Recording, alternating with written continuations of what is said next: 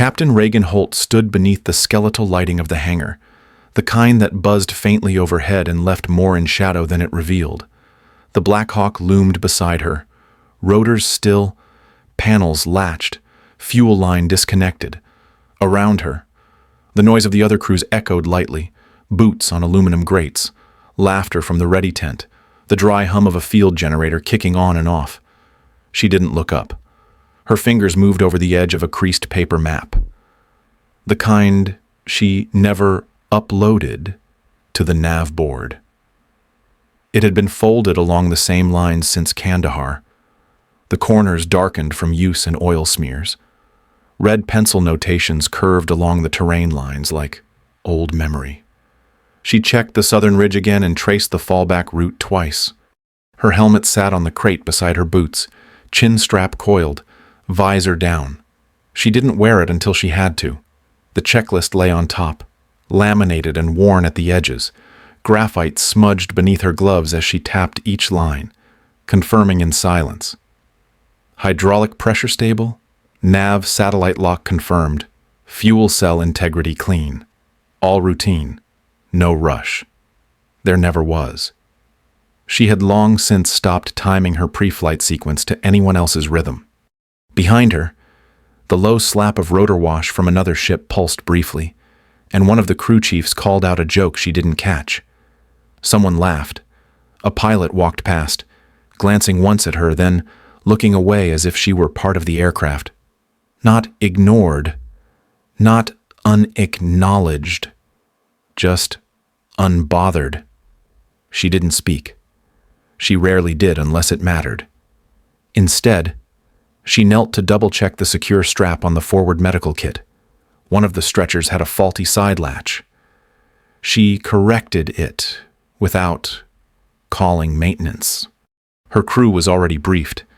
She had done it earlier, outside the main tent, away from the board. No raised voices, no rallying words, just assignments, call signs, and a reminder, light discipline holds. The detainee they were carrying wasn't marked high value, just flagged. Transport only. Nobody said more than that. Inside the ready tent, music drifted faintly, something old, bluesy, a scratched speaker against laughter and caffeine. Holt didn't go inside. She had already signed for her manifest. Her call sign was printed in the corner, Echo 2. Someone had half erased the old one beneath it. The paper hadn't been cleaned in weeks. As she stood, a faint breeze stirred the open bay doors, and the scent of metal and jet fuel pressed around her. She folded the map neatly, slid it back into her knee-pad pocket, and reached for her helmet. No signal to move. No ceremony. Just the quiet rhythm of someone who had already decided that when the time came, the bird would fly. The mountains rose like broken teeth beneath the belly of the bird, jagged and shadowless in the narrow cone of night vision green. Captain Reagan Holt flew Echo 2 low and quiet, banking along the folds of the terrain without relying on auto-cue or nav projection. The onboard systems offered guidance, but she flew by instinct. Ridgelines, cold downdrafts, a second sense from old Ranger foot patrols that never quite left her. The Blackhawk vibrated evenly beneath her gloves. The crew behind her said nothing. Even the detainee, strapped in with flex cuffs and a draped hood, had long gone silent. The radar sweep blinked. One spike. Upper left. It didn't rise again. Holt's eyes narrowed. She made a half-degree correction, rolling slightly starboard to keep the slope to her left open. No call from air defense monitoring. No tone warning. Just that single blip. She clicked her teeth once. A reflex. Something was wrong. The missile struck 3 seconds later. There was no sound first. Just a sharp jolt metal twisting behind her, the tail section shuddering as if something had reached out and swatted it sideways. A deafening bang followed. Not from the explosion, but from the sudden loss of directional control. The bird yawed hard. Holt's left hand dropped instinctively to collective. Right hand flared the nose up. No time to radio. She saw the tree line coming, black and featureless. Trees whipped past in a blur. She fought the torque. The rear rotor was gone. She knew it before the indicators caught up. The Blackhawk spun left, half uncontrolled, half arrested. She dumped altitude to bleed velocity, using the surrounding slope to shield the worst of the descent. Branches cracked against the fuselage. The right skid sheared off. The left side dipped. Her boot hit the pedal as she tried to level the final drop. The impact was hard, not catastrophic, but deep. One rotor blade caught a boulder and disintegrated. The tail slammed into the slope and bounced once before dropping flat, half twisted. Her helmet slammed forward, visor clipping the console. She grunted, nothing more, and reached to cut power. For a moment, the cabin went still. No voices, just the ticking of hot metal cooling under pressure and the distant hiss of leaking fluid across stone. Holt blinked once behind the cracked lens of her HUD. Her breath was steady. She reached for the side release and undid the harness. Her knees buckled once before catching. She was alive. Somewhere behind her, someone coughed. No screaming, no panic. Just the awful quiet of something that should be flying but wasn't anymore. She touched the console once more, fingers brushing the inert comm panel. Echo 2 was down. Smoke clung to the inside of her helmet. When Captain Reagan Holt opened her eyes, the world was tilted sideways and the cracked windscreen above her head had stopped pulsing with light. Something hissed behind the instrument panel low, steady, dangerous. She rolled once to her elbow, unbuckled, and dropped from the cockpit with a crunch of gravel beneath her boots. The slope held the wreck at an angle. The tail bent back toward the trees, the right side half buried in stone and earth. Groaning metal shifted with every gust. One of the rotors still moved slightly in the wind, clicking once each time it spun past a broken stop. The first thing she did was check the air. No smoke plume rising. No flames. She ran a quick count under her breath, eyes sweeping the interior. The co-pilot was alive barely. His leg was pinned beneath a twisted support rail, his breathing shallow, coated in sweat. She knelt beside him without speaking, cut the strap, and slid a tourniquet high up on the thigh. The morphine injector went in clean. He didn't cry out, just gasped once before fading into a steady rhythm. Holt tapped his helmet twice and turned. The crew chief was slumped near the rear door, head canted too far right. One arm still hung from the ceiling strap. Holt didn't move him. She knelt beside the body, checked for pulse out of habit, then pulled a section of netting from the stow pocket and laid it gently across the man's torso. She used her knife to cut a strip from a collapsed seat and tucked it into the corner like a flag.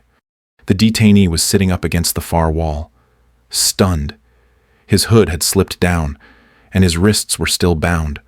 Blood ran from a cut along his temple, but he was breathing. She hauled him upright, dragged him across the interior, and set him behind a curved section of the tail boom. It wasn't cover, but it was less exposed than open ground. He didn't speak. Neither did she. Her gloves came back bloody. She wiped them once on her thigh, then grabbed the field radio and keyed it. Nothing. Dead. Antenna sheared. She ripped the headset out and tossed it aside. Outside, the trees pressed in close. The crash had thrown rocks and brush outward like a ring of shrapnel. She moved along the edge in slow loops, checking for drag marks or footprints. Nothing but the burn line and her own tracks. She grabbed a length of camo netting, cut it in half, and covered the gunner's body fully. The wind caught the edge once, fluttering it. She anchored it down with rocks. Above her, one of the broken rotor blades hung low and wide, pointing toward the ridge like a crooked cross. She stared at it once, then lowered her eyes. The wreck hadn't killed them. Not yet. But it would draw eyes. The bird was broken, but it still had shape and she would use every inch of it. The beacon crackled once, stuttered, then fell silent. Captain Reagan Holt held the receiver steady for a moment longer, listening to static as if it might decide to speak again. It didn't. The signal had gone out, at least once. Maybe that was enough. She set the broken handset aside, pulled her glove tighter around her wrist, and looked down at her watch. The scratched face read 0213. Just under 6 hours until dawn. After that, the window would close. Satellite coverage would fade, and whatever came through that valley would come unseen. She moved to the edge of the wreck, lifting a cracked fragment of NVG lens to her eye. The thermal outline was distorted, blurred at the edges, but it gave her enough to read the slope beyond the tail. Brush. Shale. A long descent into tree cover. No movement. Oh, no heat. Bloom. Yet. Behind her, the co-pilot stirred, half sitting now, propped against a collapsed seat. His eyes met hers briefly before shifting to the shadows beyond the wreck. Are they coming? His voice was a whisper. Dry. Holt didn't answer right away. She reached for her pack, pulled out the E-E kit, and snapped a tripwire flare free from its holster. With the broken blade of her multi-tool, she dug a small wedge in the dirt near the edge of the path and anchored the line low. It would warn, not stop. That was all they could afford. He asked again, softer this time. She met his eyes. Stay dark. Let the bird breathe. That was the only answer he got. Another crew member, one of the gunners, limped toward her, gear clinking quietly. We could move. There's cover east. Holt didn't reply. She crouched, drew a wide circle in the dust with her glove, then placed a small pebble at the center. She tapped it once. Here.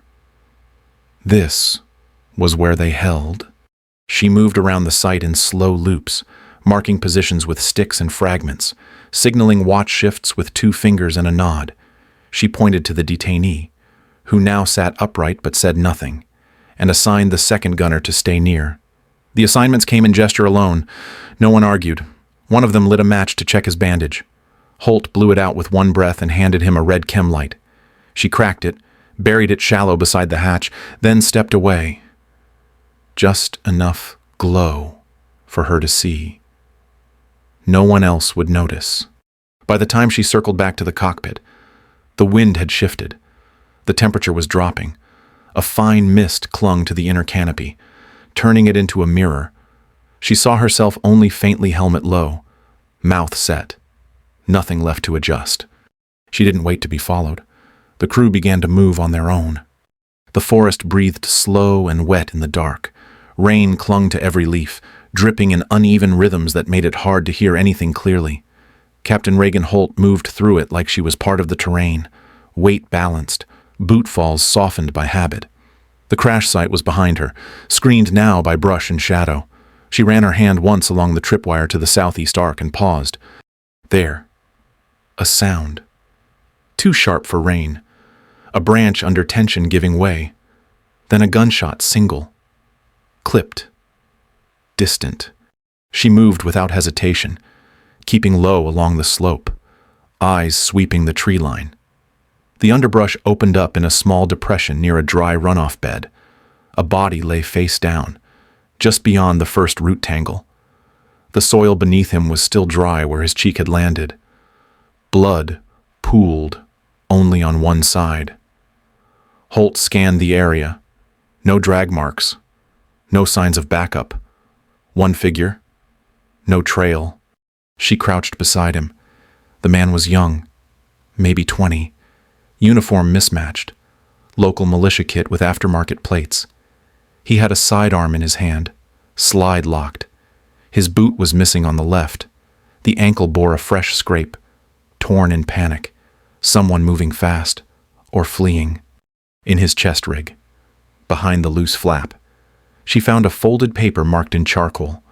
It was damp at the corners, hastily drawn. She unfolded it slowly, checking the lines.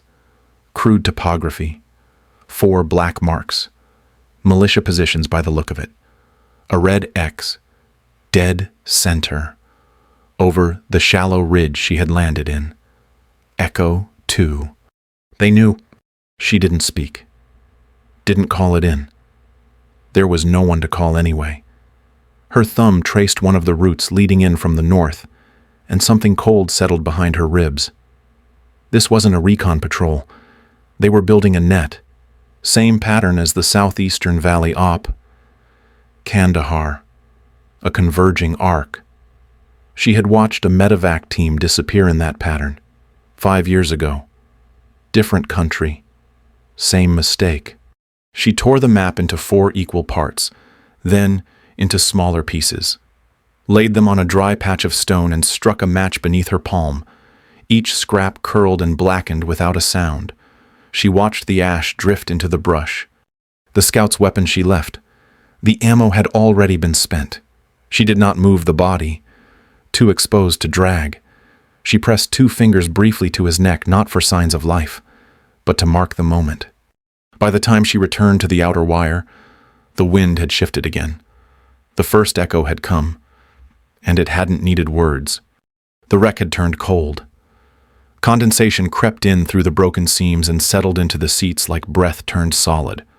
A fog curtain clung to the lower canopy where the glass had fractured, and the temperature kept falling. One of the gunners hunched near the floorboard, rubbing his hands together in short, tight motions. His teeth clicked every few seconds. The detainee sat upright near the rear bulkhead, legs drawn up beneath him, shoulders locked. His zip ties were still loose, but his face had sharpened again. Alert.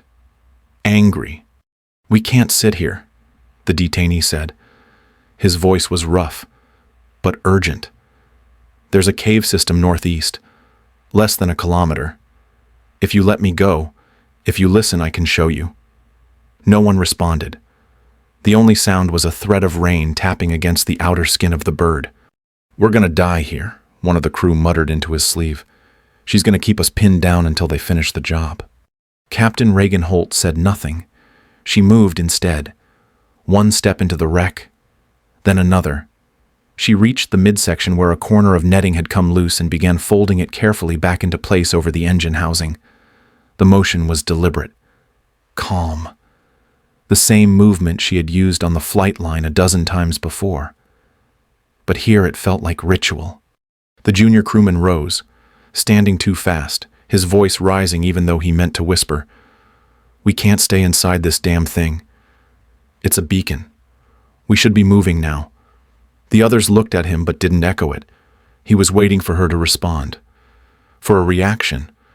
For proof that someone was in charge or losing control. Instead, Holt turned toward him and reached for his plate carrier. Without a word, she adjusted the front flap and tightened the left strap by 2 notches. Her glove pressed briefly against his chest as she checked the seal, then fell away. She never looked at his face.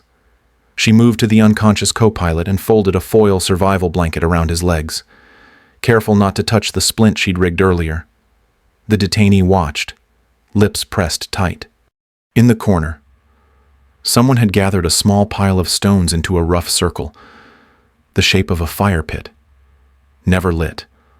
Holt glanced at it and then back at the ceiling. No smoke exit. No margin. She picked up the flare round, still in its cloth pouch, and slipped it into her belt.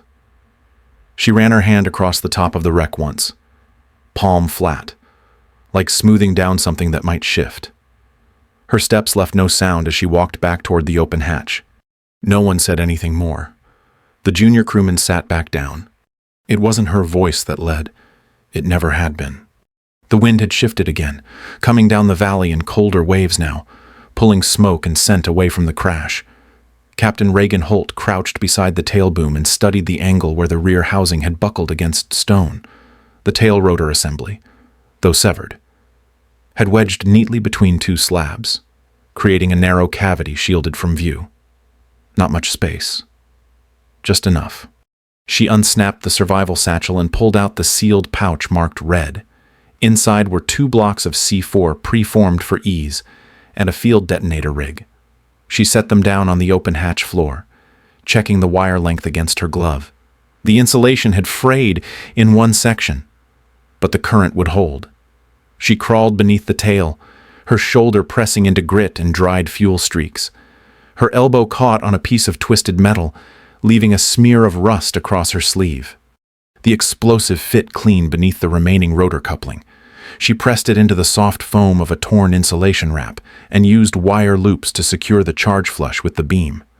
The detonator housing was tucked into the next cavity, line run tight along the interior brace. She traced the wire slowly through the airframe, threading it through a vent strut until it reached the left rear skid. From there, she buried it shallow beneath a stack of rocks, no more than a boot step high. One of the crew stood a few meters off, arms crossed. He watched her work, confusion giving way to disbelief. "You're a pilot," he muttered, "not a team lead." Holt didn't look up. She pressed the final connector into place, wiped the dust from her gloves, and replied without turning. "I was Ranger first." That ended the conversation. She sat back on her heels for a moment and looked up at the wreck. From here, the broken bird looked almost still, peaceful even, but she knew better. It was bait now, covered in netting, surrounded by silent flares and pressure points, and now, one trigger away from becoming fire and steel. As she stood, her hand brushed a loose bolt on the inner brace. She pried it free with 2 fingers and slipped it into her pocket. It had no purpose. Just weight. Something to hold. The plan was simple. If they came from the west, drawn by heat or luck or greed, they'd enter blind. And when they stepped too close, the tail would answer. She wasn't waiting to die in the wreck. She was waiting to use it.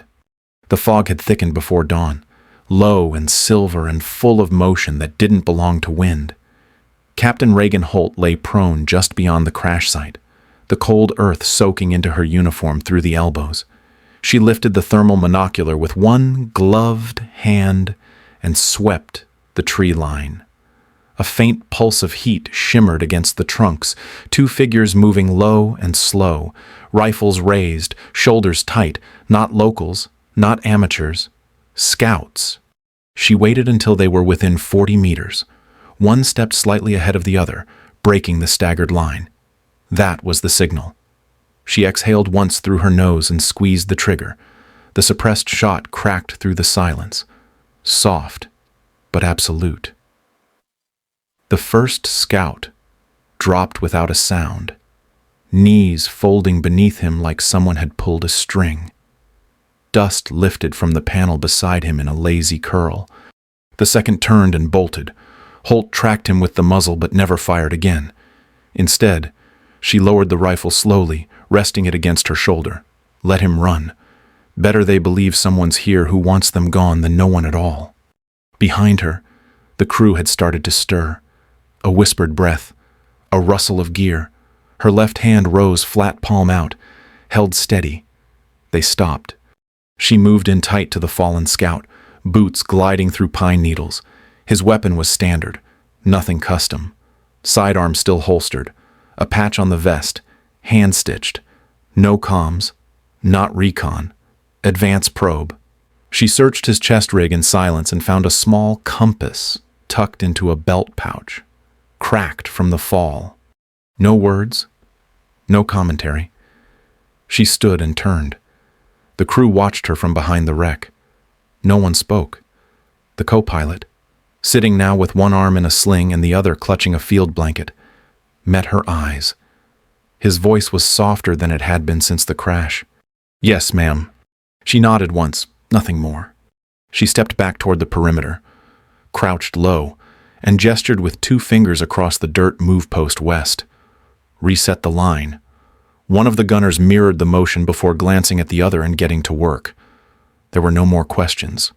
Holt reached down and picked up the spent casing from the dirt. It was warm, blackened on one end. She turned it in her hand once, then dropped it into the side pouch on her vest. The fog kept moving. The tree line held. There had been contact, brief, precise, and now it was over.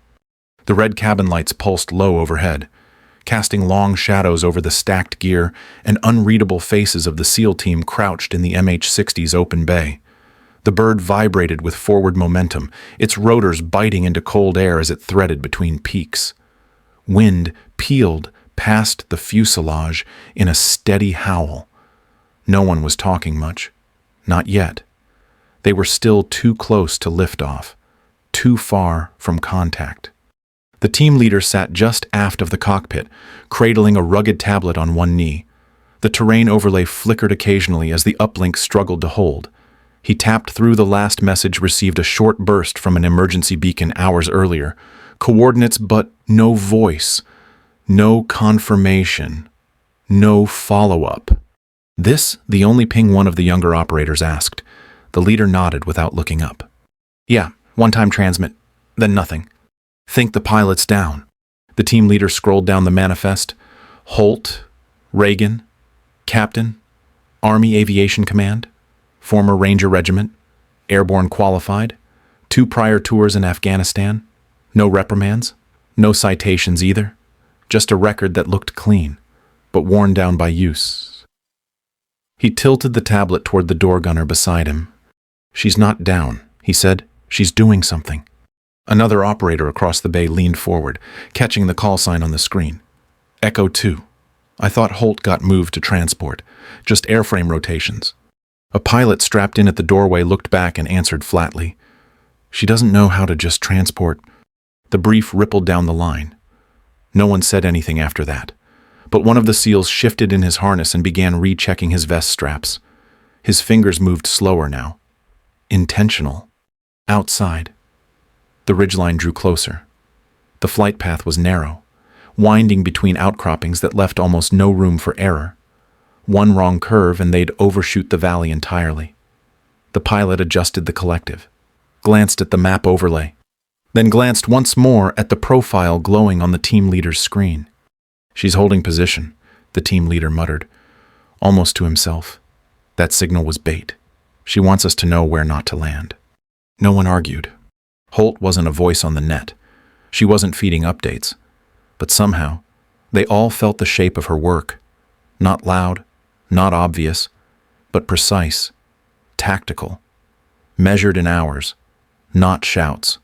In the hum of rotors and the shifting red light, her name carried forward not as an order, not as a rank, but as a point of alignment.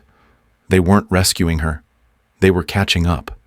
Dawn edged into the valley in fragments, light seeping through mist, crawling across the trees in a slow, colorless wash. The fog had started to thin, but it still clung to the lower branches, swirling in uneven pockets. Captain Reagan Holt stood just outside the rear of the wreck. One boot pressed into damp soil, rifle hanging low in her hands. Her breath came slow, even, controlled. She heard them before she saw them. Faint engines, the low, unbroken hum of diesel trucks grinding uphill on a narrow road. They were late, but not late enough. The scouts she'd spotted hours earlier had stayed just beyond the tripwires, watching, waiting for momentum. Behind her, one of the crew tightened his vest and shifted weight toward the tree line. The detainee sat still, eyes locked on the edge of the wreckage. "Shouldn't we move?" someone whispered. Holt didn't answer. She raised her hand slightly, 2 fingers extended. The others curled tight. Hold. The engines grew louder. The crest came into view, flat silhouettes on the ridge. Just 2 trucks. More would be behind them. But these were the lead, the ones with eyes and antennas. She pulled the flare pistol from her side, chambered the round, and waited. The wind changed once, then settled. She fired. The flare rose in a slow, unnatural arc, almost gentle against the rising gray. It curved high, then dropped into the tail section of the broken Blackhawk, where the charge waited. There was no delay, just a violent roar, a hammering column of fire and debris as the rear of the aircraft vanished in a bloom of orange and steel. The ridge flashed white, trees bent, rocks shattered. Smoke bloomed sideways, then rose, thick and unmistakable. The trucks halted. One of them backed up. The scouts disappeared into cover. Holt lowered the empty flare pistol, holstered it, and began reloading with slow precision. Her fingers did not shake. The crew stared. One flinched. The detainee shielded his face instinctively, then looked up in disbelief. No order had been given, but the message had gone out. She turned to the ridge one last time and marked the shape of the convoy. They would be stalled now, long enough to give the QRF a clean approach vector. The wreck was gone. The trail was burning. There was no hiding anymore. She walked back to the crew and knelt beside the co-pilot, checked his leg, adjusted his sling. No ceremony, no smile, just the work. Smoke rolled high behind her, visible for kilometers. Echo 2's still transmitting, one of the gunners murmured. She didn't reply. She didn't have to. The rotors cracked through the morning fog like a drumbeat announcing the end of something long and quiet. Ash still drifted through the trees, smoke rising in slow spirals from the ruined tail of the Blackhawk. The wreck had settled into itself, blackened and torn. Its work complete. When the first shape moved through the tree line, tall, fast, controlled, Captain Reagan Holt didn't raise her rifle. She just watched. The seals breached cleanly, minimal sound, weapons sweeping, boots pressing into soot and gravel. They expected resistance, found almost none. Holt's fire line had done its work long before the birds arrived. She stood at the front of her crew, the detainee just behind her, zip ties resecured, his eyes watchful but no longer frantic. The surviving gunners were still tight to the interior frame, but they didn't flinch when the first seal approached. The man stopped 6 feet from her and lowered his weapon slightly, his eyes locked on hers. No salute, no handshake, just the scan of a professional realizing someone had already stabilized the ground beneath them. Echo 2, he asked. Holt nodded once, then pointed back with her thumb, not to the wreck, but to the detainee. That was enough. The team formed around her without a word. Movements shifted naturally into her perimeter. It wasn't deference as much as recognition, her presence already fixed in the terrain like a landmark. The crew followed her lead, even the co-pilot, half carried on a stretcher, improvised from netting and tubing, looked only at her for direction. She lowered her rifle, the barrel slick with morning mist, and rested one gloved hand briefly on the detainee's shoulder before stepping aside. The hand didn't linger, just enough to pass responsibility without ceremony. The man tensed at the touch, then exhaled like he understood the weight of what had not been said. A second operator passed by, glancing down at a handheld comms slate. Holt's call sign blinked on the screen in green faded, delayed, recovered, Echo 2. The signal had held long enough. She adjusted the sling on her shoulder and began walking without instruction. The others moved with her. No one asked for a report. No one needed a rundown. What mattered had already been done. They didn't extract her. They joined her. And when the birds lifted again, her silhouette was just one among them, soot-streaked, helmet loose, sleeves rolled halfway and dirt clinging to the seams. She didn't look back. The tent was barely lit, canvas sides rippling with each gust of dry wind that filtered through the open flap. Inside, the air was filled with the low hum of generators and the quiet tap of fingers on plastic keyboards. A field laptop flickered in front of Captain Reagan Holt. The screen half glared with sunlight cutting through mesh. Her posture was rigid, her right shoulder tight from impact, her movements slow but exact. The debrief form was nearly complete. The words she chose were spare, just facts, no color, no commentary. A clerk stepped in without announcing himself and placed a new folder on the edge of her table. No eye contact, no remarks. The folder was sealed. She watched it for a moment, then placed the cap back on her pen and slid the form away. She rolled her shoulders once, a small adjustment that didn't draw attention. Pain flared up her spine and settled down again. She reached for the folder and broke the seal with a knuckle. Inside were 3 pages. One sheet held only coordinates. The rest were blank. She didn't look twice, just folded the file crisply and tucked it into the front of her plate carrier. Around her, the command tent stayed busy. Screens displayed satellite feeds and communication threads. Briefing officers stood in circles with hushed tones, pointing at grids and timelines. All eyes were on the intel pulled from the detainee. She wasn't mentioned. As she stood, a junior officer walked past and slowed slightly when he saw her. He didn't speak, just stared for half a second longer than he should have, then kept moving. She noted his posture, young, alert, the kind of soldier who had heard something secondhand, but didn't know where to place it. She stepped outside into the open light. The sun was harsh, flat against the dust, with the heat already building. The world kept spinning. Orders kept shifting. Nearby, a group of younger soldiers sat against the wall of a supply trailer, eating quietly, their boots caked in red earth. One of them looked up as she passed. His voice was barely audible, meant only for his friend. Echo 2, he said, like it meant something different now. She didn't stop. She didn't correct him. She reached into the side of her vest and felt the folded paper map still tucked behind the spare chem light. The same map from the crash. She hadn't thrown it out. It still held the folds from that night. It still held shape. Captain Reagan Holt walked past the line of tents and disappeared into the noise of the base. No one called her back. No one handed her a medal. The job wasn't over. It never really was. And she had never waited for permission to begin again.